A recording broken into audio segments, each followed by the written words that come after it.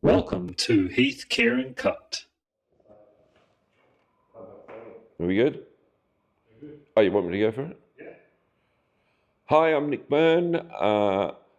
This is my HKC. I'm Nick Byrne. This is my HKC episode. I'm the artistic director of Improv ACT, Canberra's oldest and largest improvisational theatre training company and production house, and also artistic director of Improvention, also known as Canberra International Improv Festival, which is an international festival bringing people from all over the world to do all sorts of theatre as long as there's no script. And on a personal basis, I guess I do all sorts of jobs that most artists would need to do to survive as a full-timer. But I got very lucky and get to travel the world and go to other people's improvisation festivals and events and teach and direct and perform there as well. And I write an improviser's learning journal, which is a subscription model book, if you like, that you can get in your inbox each week. Aside from that, it's probably enough, isn't it?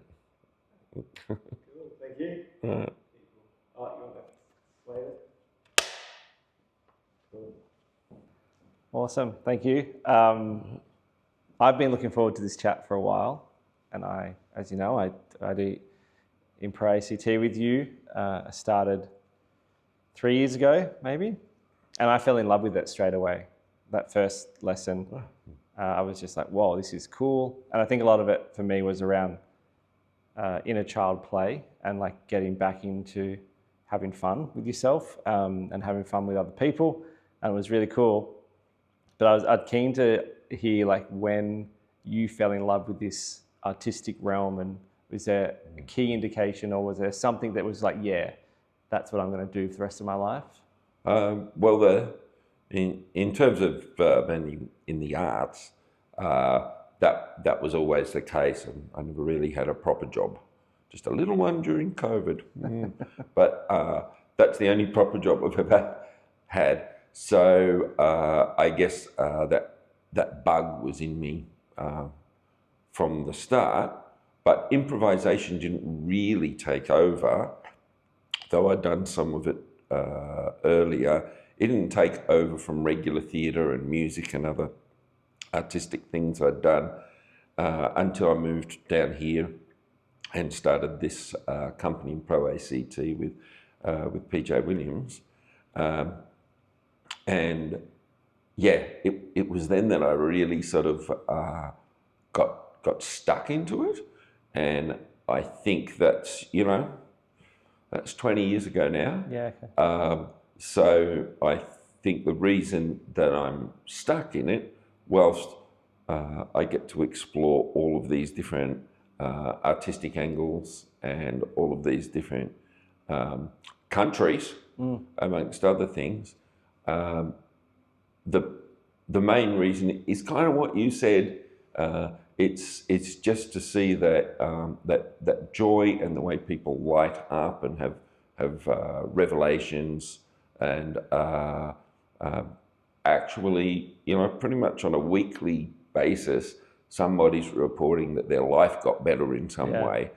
And whilst I just happen to be the lucky conduit for that, I think it's pretty hard to imagine leaving a job where people are actually getting value in their life and reporting it to you all the time.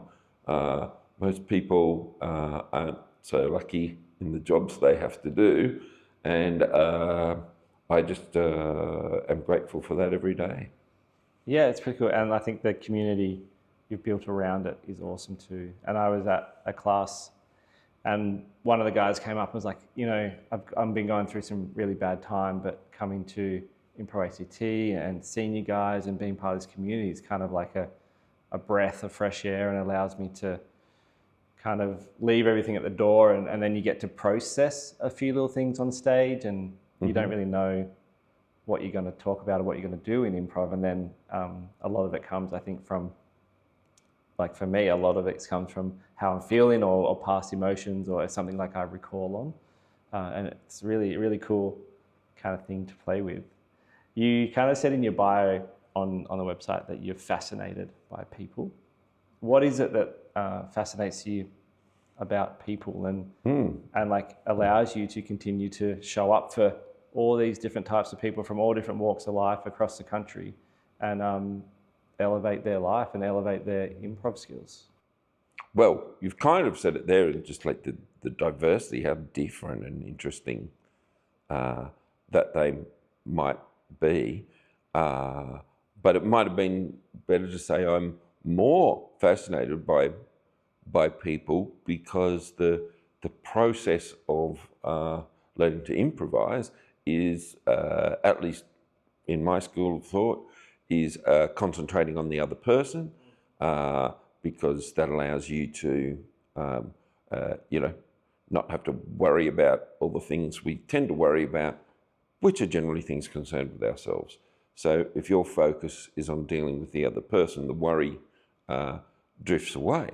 So of years and years of articulating that and from time to time getting the opportunity to get up there and do it myself, eventually you start believing that. And so I think you're observing better, you're listening better, and people are interesting. It's just bothering to pay attention and get into what they're saying and doing is required to find them fascinating. If you're conversing and interacting with them on a more superficial level or a level where you have an agenda to achieve something and it doesn't really matter what they say or do, you're just nodding, going, yeah. Now back to what I want from this conversation. Well, then other people aren't as fascinating. But now I find them all fascinating for that reason. And the best byproduct I usually bring up is interesting's pretty damn close to liking them more and imagining that they're likely to be your friend and like you. So the other big change, as well as becoming more fascinated in them, is that there's an assumption that virtually everybody in every room is going to be my friend. And that's different to how it was before. I think, probably most people go into a room full of new people and are thinking, I wonder who I will connect with here, what sort of percentage might be lower or higher. But I'm walking into a criminal late night bar in Eastern Europe or a diplomatic cocktail party in Canberra, and I've already assumed that they're all going to be my friend. And that assumption and a genuine interest in people alone tends to make it self-fulfilling. So that's pretty fortunate too. Yeah, that's awesome. There's a few things in there. One of them where like you're just nodding, and I think one of the first lessons I learned in improvisation was like not saying but, because it's kind of like, yeah, I heard you, but I'm just going to do whatever I want anyway. And it's kind of a block. And that is something I've taken into like kind of what you're saying when you go out and you're in places that you kind of are more open and you're more receptive to what they're saying and focus on what they're telling you about rather than worrying like, what am I going to say or what am I going to talk about? How am I looking? How am I feeling? And there's a lot of, I think for me, improv skills that have bettered my day-to-day living as well, even from like interviewing, because there's a lot of improvisation skills in interviewing and actually listening and focusing and then following the thread or following that thought or like drawing an assumption or drawing on a feeling about something else to inject into it, which is pretty cool. You mentioned travel, which is, for me, I think I never really thought that you could see the world doing improvisation. Me either. So, like, especially for other people watching, there is this huge world of it, and I was completely unaware of how big it is and how deep it runs across the world until I kind of fell into it. You went to Ukraine last year in amongst everything that was happening. Do you want to take us through like why you did that to start with, and then like the idea of art and community in like celebrating and uplifting culture? Wow, that's a big one. Yeah. Well, I've been there once a year since Okay. the war, so three times now. I mean, on a selfish level, every country surrounding Ukraine is quite a decent size improv country, and I've been lucky enough to work in nearly all of them, and not yet Ukraine. There wasn't really a reason for that prior to the war. There were groups there, just one of the places that hadn't happened. So it had kind of always been on my radar. But Russia was a place that I'd been lots of times. Yeah, okay. And I just noticed, well, the front of the war, it's a long way from the main cities. I'm surprised that Ukraine is surrounded by improvisers, and none of them are popping over to give them a hug and have a perform with them. Yeah. Just because of the small matter that bombs are getting dropped. People, what can you do with them? Though I'm fascinated by them. So I guess I didn't make a big point of it in posts or anything, but there was a little bit of virtue signalling in the sense that I thought, well, if I just go in and do some workshops and you know, a couple of shows and so on, then probably all the other improvisers that kind of do the international tour might get a bit, well, Nick went in there, so I should go in there. But they still didn't. The thing was, though, it was an even more, I was expecting to enjoy myself and to like the people and all of that, and already had a bit of an idea of Eastern Europe. Yep. But it was more special than I imagined it was going to be. I call the Ukrainians the Irish of the North, in that if an average in Russia Russian accent might be, you know, post-Soviet formal, monotone a little bit like an Australian male, then the Ukrainian language and way of speaking it has an incredibly lyrical lilt up and down and blah, blah, blah. So it's really beautiful to listen to. And the culture, whilst having many crossovers and the language having many crossovers, quite different. They've got their own specifics. In terms of the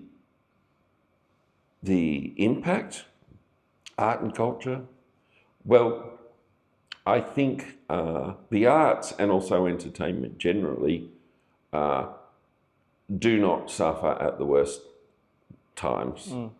This is their hour, you know.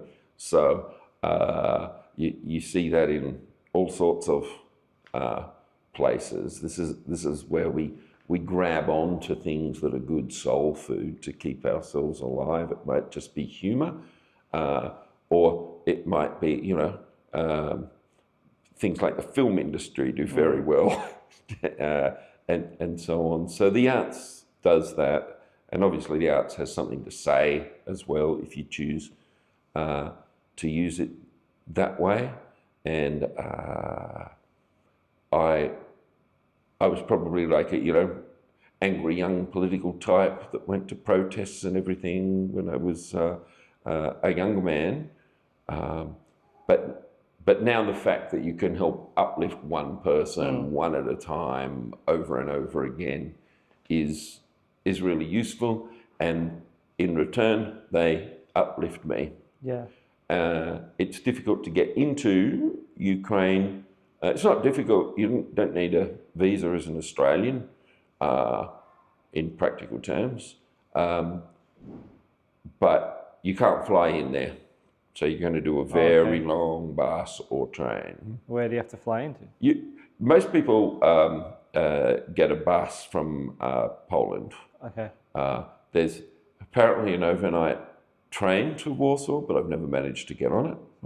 And now I believe there's an overnight train from Vienna, which sounds like a much better idea. Yeah. So I'll try that next time around. But I just wanted to say about Ukraine culture. I've worked in 40 countries now, and you eat a lot of food, and gee, we love all the local cuisines and all that kind of thing. But essentially, there's virtually nowhere in the world that has more reliable quality and variety and so on as Australian food and coffee culture now. Yeah. Couldn't get a bad meal or a bad coffee in Ukraine either. So that was quite a surprise. They know what a flat white is. Okay. They also invented the flat red, What's which that? is with pomegranate juice, I think. A coffee with pomegranate juice? Yeah. Oh. I think it's pomegranate they use in the flat red. But the cafes and the restaurants and the hotels, they're all like beautifully individually styled and, it's very, very stylish culture. People have a great pride in what they do. And in the East, generally, in theatrical terms, it was always a long way ahead of the West. And then the West just stole its stuff and called it something different and dumbed it down and said it's theirs. I mean, the primary example, though Russian, of course, would be the Stanislavski method, dumbed down to become the method. Yeah. But it's only people who are actually doing theatre that talk about Stanislavski and so on. And when he was at his peak, and then later his compatriot coming from a different angle, Vsevolod Mierhold, they, when they were doing their stuff, the Poms were still doing melodrama with the landlord coming over and picking in a box set and overacting and so on. And in the meantime, they're like going all the weird places that we ended up going later, and take everything very seriously. If you think of like Soviet era Olympians and so on. So you can walk into classes there and feel like when you're giving when you're giving an instruction or a directorial idea or something, it's likely to already make sense because the average person would go to theatre. Yeah, okay. Just like they would go to sport. It's something in their makeup. And secondly, they regard it as a genuine, respectable skill set. So someone in your acting class is likely to be like, of course, Professor, would you like a 2 backward flip-flops with that?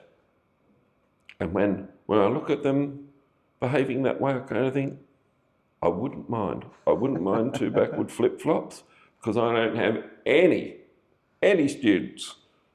I probably do somewhere. But I don't think I have any students who could do a backward flip-flop. So please, let's put it in. Yeah. It's, I find, just speaking of like really strict and like more of a relaxed tone to teaching, like you have a very kind of relaxed way of teaching, which I love because I feel like it gives me more place to play and test things and try things. And when I started, there was for me, I thought like everything had to be like humor because that's kind of what we're fed from America. Like improvisation is humor, funny, short, quick. And then doing more class with you, understanding that you can actually do like serious pieces, and then this idea of like a long format, which I personally fell in love with. Like I know there's games and stuff, but I love the idea of like that long narrative and telling the story and seeing it kind of come to fruition.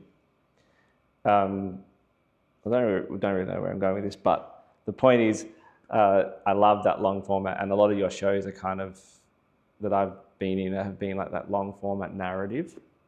When did you kind of realize that long format was you know? Well, I guess I would mirror most people's stories as your own in their concept of what it might be. When I first learned what we're talking about in terms of improvisation, that was in Sydney, and at that time it only meant theatre sports. So I didn't really know either. But once I started doing it here and wanting Canberra to punch above its weight a little bit, so I started inviting guests and so on. I guess these guests coming into town started opening my eyes as to all the different things it could be, and particularly influences that didn't come from North America. So if they came from Europe or South America or something like that, then they might have come from theatre or come from serious clown technique or something like that. And so that's what they imagined when they thought about improvisation, as opposed to, in most cases, not all, but most cases in North America, they are imagining a type of comedy and how to get people to laugh. So I'm pretty sure my first exposure to something that wasn't intrinsically comedic was from Melbourne actor and improviser Rama Nicholas, who had a beautiful format called The Wishing Tree, which she introduced us to up here, and I fell in love with that, and I had an opportunity to perform in that with her, and also with some, luminaries that I'd invited to the festival that year, and that started a whole process. And also she recommended guests when the festival became international, and I hadn't been, I wouldn't have known. She recommended guests to me, and she recommended a guy actually from Seattle, so going against what I was saying earlier, called Randy Dixon. Yes, also true, that's a real name. Who has very organic, exploratory, indirect set of methodologies in a lot of what he does. Like many of us, we try and go in all directions. And he has influenced people from every corner of the world quite intentionally. He has or had for a long time, a group that had one member from each of 10 countries at any given time, plus himself, and then there was a little bit of a turnover, and Rama was a member of that.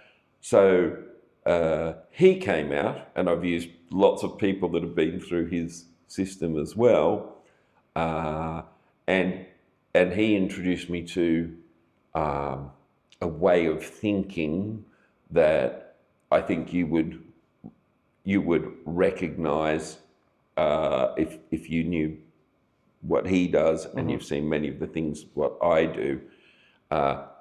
You'd have to say that's my single greatest influence. Yeah, okay, cool. Do you want to take us through, or are there any kind of things that you've had to unlearn along the way? Yeah, many. I think for anyone coming into improvisation freshly, they have to a certain degree, and for one reason or other, relinquish control, because our lives are so controlled. And for an actor or most musicians, so coming into this kind of thing, they've had a lot of control of what they do on a stage. Actually, it's probably why they're so nervous, because they have to get it right. But an actor might know, well, I'm going to say this line, and when I've said that line, I've got to walk over there, and so on, and they've learned to be able to look good to a certain degree on the stage. So now you're asking these people that have already learnt to get on a stage and act, who already feel they look quite good acting, to risk not looking good, to get a completely different set of skills and see just what comes out of them. So that's the biggest refresher course, I guess. Unlearning that control is necessarily a good thing, and that what you've naturally got inside you that might come out is probably going to be fine. It's actually when you continually second guessing yourself and thinking that what might come out of you, there must be something wrong with it because it's yourself, is the barrier. The control is not the problem usually. But there are patterns in anything that you're continuously unlearning. Well, hopefully people are. So for example, it's 1,000 different exercises and games, and you've been taught over years by somebody else how that is done, and you've delivered it by teaching others how to do it all those times. That's how it's done. For many people, the question, am I doing it in the best way or the way that gives the most interesting options, it's just unlikely to pop into your head. Yeah. Why would you? You just get up and you do it that way. So even though it's improvised, just the structure and the methodology of sharing it with others becomes a habit. Yeah. One of the good things about the travel is that lots of places, they don't talk the same language. And so sometimes, or it might just be a cultural influence. And so the way I've articulated an exercise might be completely from my expectations misinterpreted. And they start doing it another way. Well, guess what? If instead of saying, oh, sorry, let me just re-explain that to you, if I just go, maybe I'll just let it go and have a look for a while. I don't know. I like making up statistics. It's probably less than 50% of the time, but a very significant proportion of the time, I'll be watching it going, actually, there's absolutely no reason why that thing that they've interpreted in a different way is better or worse. And so that becomes a potential option in that exercise or game or scene type. And quite often it's a revelation where we're going, oh my God, why have I been teaching it that way? It goes much better this way. So I would hope, and I would say progressively more so, I'm allowing myself to unlearn and relearn more often. Yeah. At first, when you become a professional at something, there's still a little bit of you going, I am a professional. And so you're a little bit hardline on this is the way something is done because you want people to think you know how to do it. Whereas now I'm too old to care. I'm a bit more, ooh, is it? Yeah. Is it the best way to do it? I already know this is what I do for a living. I don't need to prove it to you, but I'd love to learn more in new ways. Yeah, and in that, I guess, is those like happy accidents where you do look ugly or you do say something that kind of you wouldn't normally say if you were in a perfect situation, and that's where the crowd loves it and they get along with it and they're like, yeah, that was cool. Well, and we all get a surprise. Yeah. So it's more interesting and exciting and rewarding for the performer and the audience at the same time, all in real time. If you've got an idea of something that might be, say, funny, and you go through with that piece of dialogue, and then people, as expected, laugh at the funny thing you were going to say, you feel a certain degree of satisfaction about that.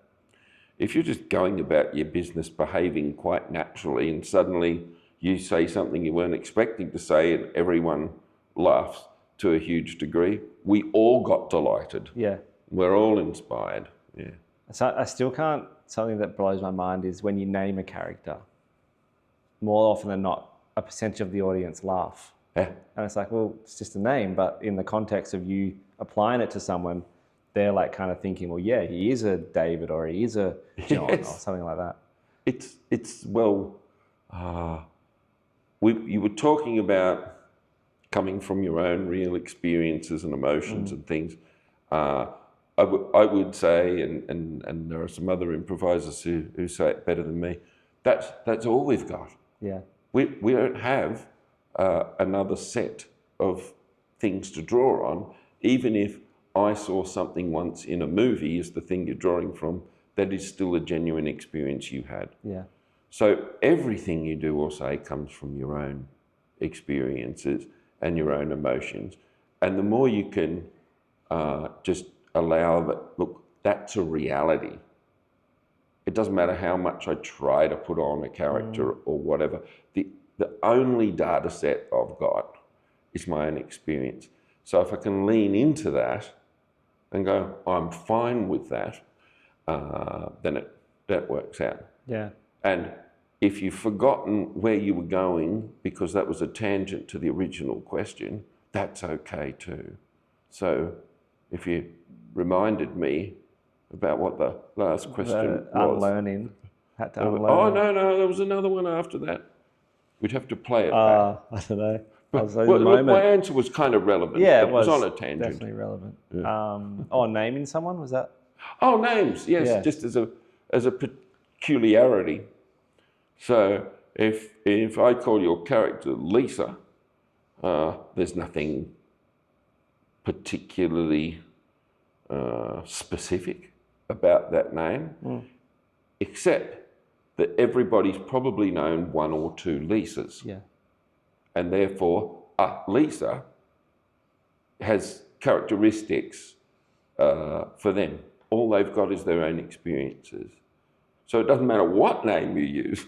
There's 3 or 4 people in the crowd who have a particular reaction. For some of it might be, Lisas. All Lisas are hot.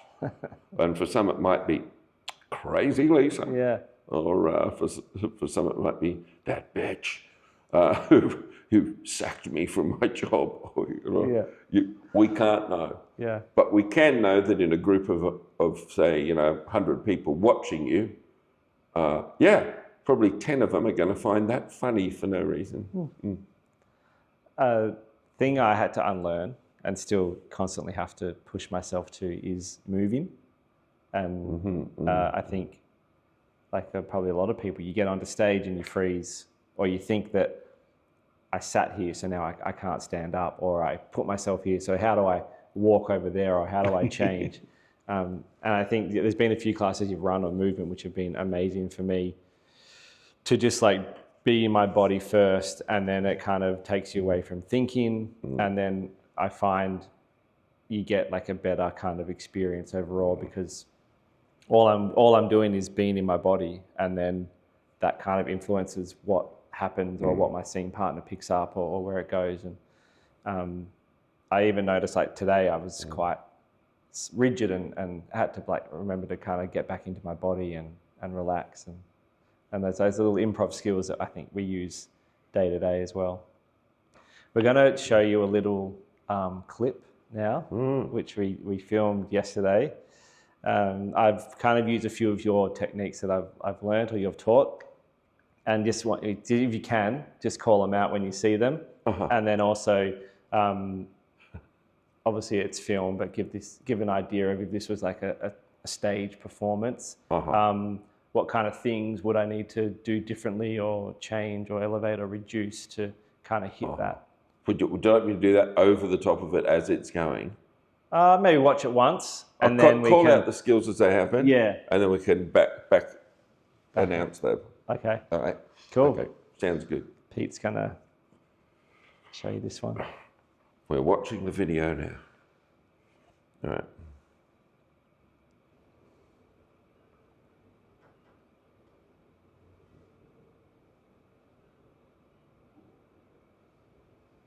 their volume.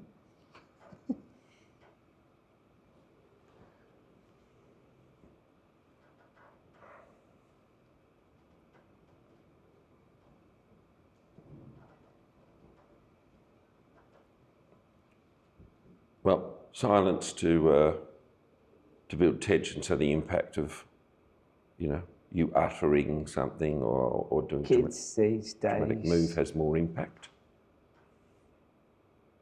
allowing us to project don't know what it's like to feelings onto you.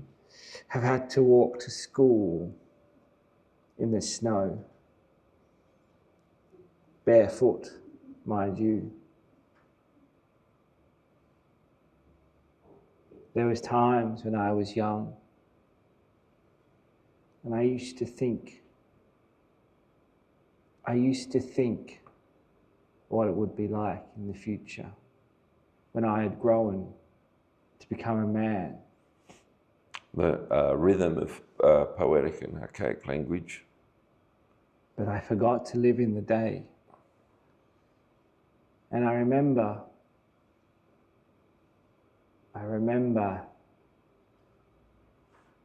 going to dance lessons. Stealing elements of feeling your last that offer to feed the next between offer. my body, and wondering maybe that's my calling in life. But it died in me. When I took a job like everyone else, sat down at my desk, the typewriter and pen, and did what was needed.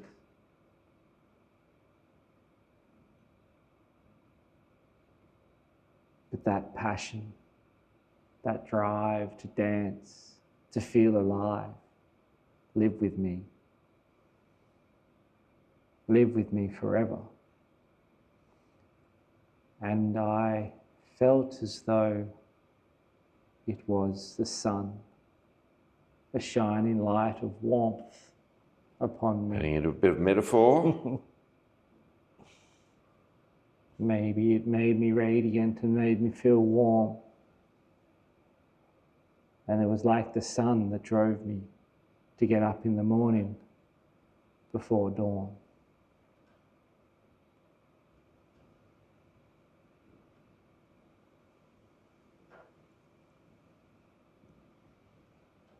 To watch the day take place. For today is the only day that we have.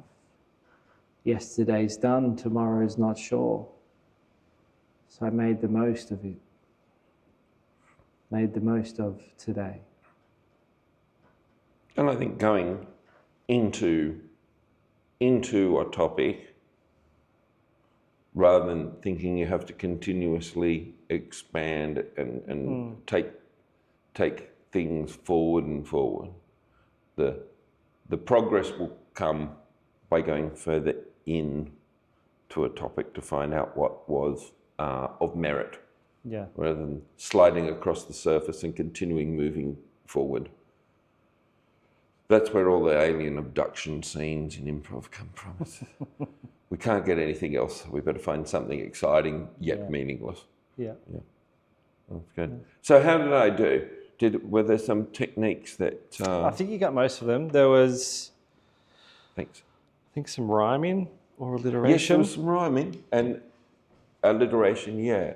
So the archaic and poetic language tools, and I remember a little bit of rhyme too, where I thought, that's nice, because I tend not to very much specifically teach rhyme in a traditional sense, because it tends to drive people to think too hard to find it. But if you don't think about it and then become aware of it when it just it's arising naturally, you can feel where your little phrase is going, and you think, oh, that rhymes, or it just pops out of your mouth and it rhymes. Again, that's delightful, and it may well happen halfway into the next phrase, rather than people thinking, oh, I'm going to hit a rhyming word on the end of each phrase. It's actually beautiful and a lot more sophisticated when it's still a rhyming word. I think you had morn and dawn, something in dawn, and dawn was the rhyming word, or forlorn, forlorn and dawn. But they weren't like both at the end of a phrase or anything. No. Dawn just came as it does. Yeah, every day. So that was, I didn't like plan those techniques. I was just did it. And then I was like, well, I'm going to call upon the things I've learned, which is really nice, because I think early on you get onto stage or you do it and you think you have to use a technique, and like you try to overuse it. Whereas they're kind of just like, once you understand them and learn them, they just infiltrate into your piece, and it kind of, I feel like you use the best technique at the time without really knowing that you're going to use it. Yeah, I think you need to have drilled a thing a certain number of times for it actually to be available in your toolkit, but you can't drill 3 or 4 things at once, or again, you're going back into that thinking too much brain to improvise well enough. So I think in class, or even in the odd show, thinking I'm just going to concentrate on one thing and give that a crack and do it over and over again is not bad. If it's a show, just choose one and allow. And the other things that you have already allowed to filter into what you do naturally, they're going to come out anyway. Yeah. But yes, your best work will be going, whatever I've learned is whatever I've learned. And if it's not filtering into what I do, I haven't quite learned it yet. I've only learned it in a nodding level. Yeah. I understand it, but I haven't actually fully embraced it. But your best work is always, well, I've got however many strings to my bow that I've got. Now I get out there and do it and still see what filters in. Yeah. I think being on stage and in a real show format kind of helps you elevate and capture those skills and test them and use them. And that kind of leads me into improvention, which is happening again this year. I went to my first one 2 years ago, so post-COVID baby, as I think you call us improvisers that joined after COVID. And this year it's happening again, bigger and better than ever. Do you want to tell us a bit about some of the guests you have and some of the topics around this year's improvention? So improvention, or as if you're a general public type, you might see it advertised as Canberra International Improv Festival. It's a 7-day event with multiple workshops every morning and afternoon for participants, somewhere between 3 and 5 workshops every morning and every afternoon. So about 50 workshops over the week, delivered by guest professionals in every style of theatre, as long as it's improvised, from 5 continents and every state and so on. So a really diverse set of people. And if you were doing a festival in North America and sometimes elsewhere, the shows that you would see at that festival would tend to be a troupe that has come delivering the thing that they do, and we're going to see a bunch of all of those. We've got a few of those shows from these visiting artists, but the majority of shows at Improvention are generated by workshops or multi-workshop intensives by a prominent professional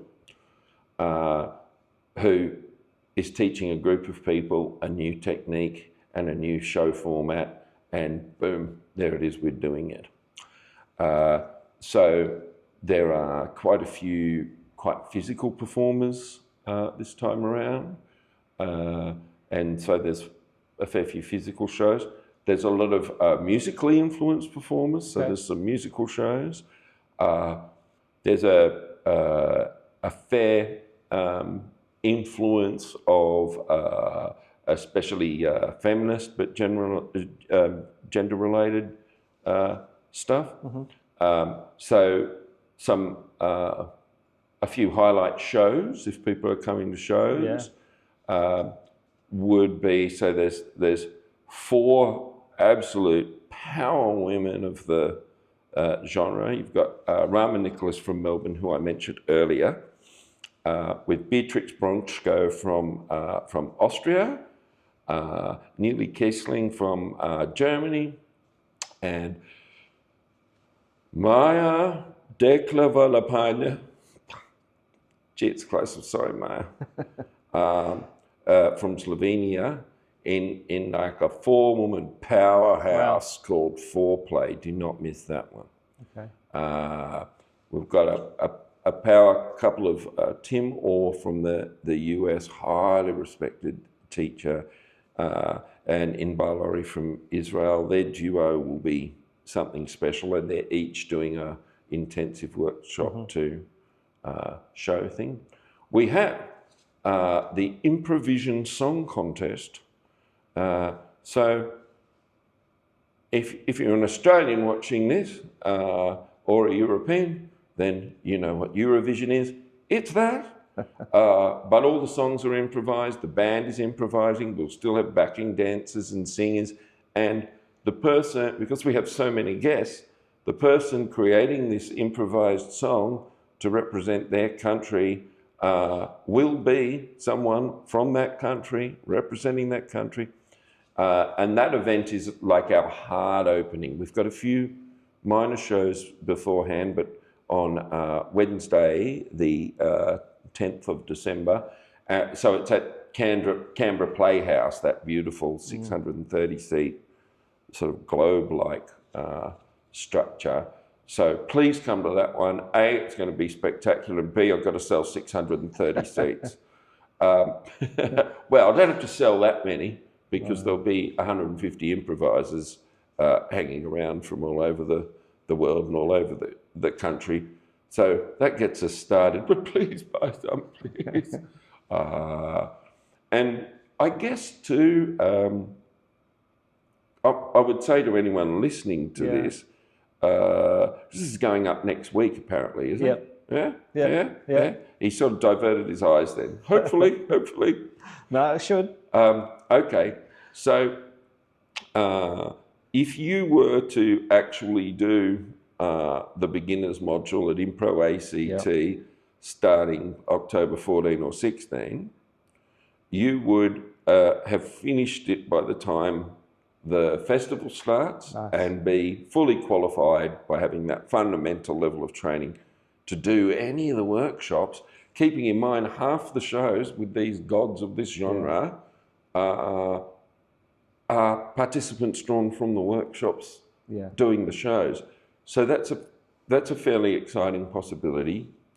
And everyone who participates in the performing arts can definitely do at least a show, because we do have a short form fun games series that runs throughout the event that everyone can go on at all levels. And in each little show, we seed in a couple of internationals, a couple of top domestic artists. So the humblest of new improviser that puts their name down for the Canberra Improv Challenge will play in the same show and do scenes and games with some of these top people. So it's very participatory and warm and cozy. And I talked about the workshop schedule.